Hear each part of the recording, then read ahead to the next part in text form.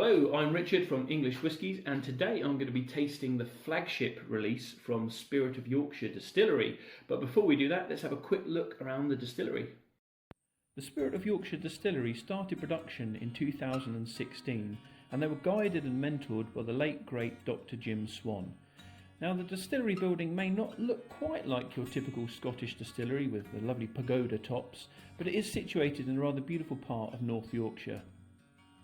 Spirit of Yorkshire have a field to bottle motto. They can control all aspects of their production, right from the barley that's grown on their own farms through to their own in-house bottling plant.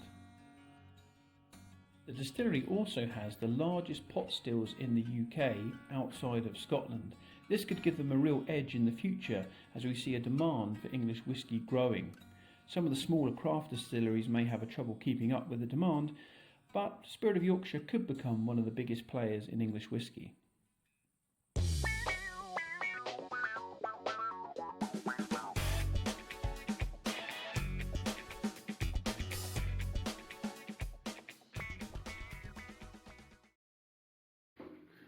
Okay, so let's go on and talk about my tasting notes on the release, on the flagship release. So thank you very much to Spirit of Yorkshire for sending me this sample of the flagship release.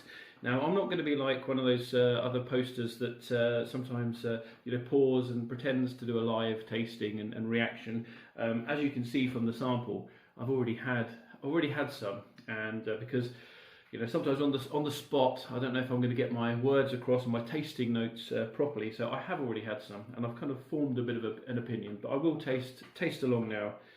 So we go and recap over some of my thoughts. The first thing I noticed about this when I tasted earlier, it's got a nice, slightly oily kind of swirl in the glass, which I thought was a little bit mesmerising, quite nice, and light golden colour. But the nose is really nice on this. It's fresh and fruity, and you can definitely get the bourbon influence in there as well. And there's a nice underlying sort of creaminess as well with some mints. There's some Murray mint or mint toffee that I really liked. Really nice.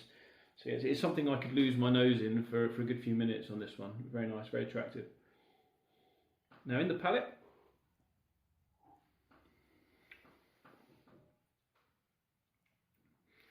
Yeah, the thing that surprised me, so with that slight kind of oily sort of texture in the glass, I was expecting that to follow on in the mouth, and it doesn't so much. It's much more delicate than I thought, in a good way.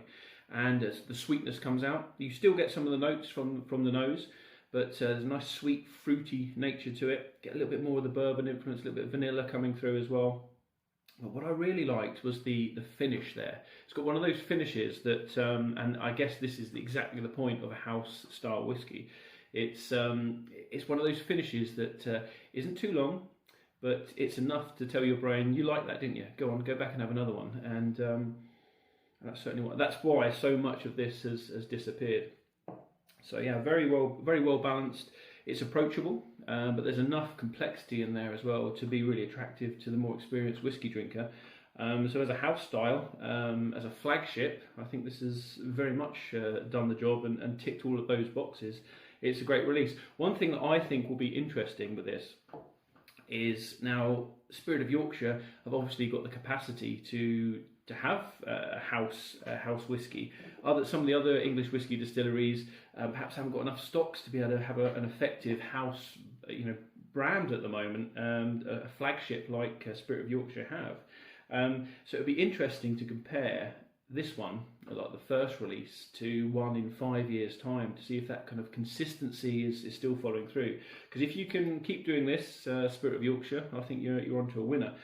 I can certainly see this going out to markets across the world, to America and Asia, and if this one's successful, which I think it will be, it's of course going to open the doors for other releases, the more specialist, the more limited edition Spirit of Yorkshire releases, which are hopefully going to be trying soon as well.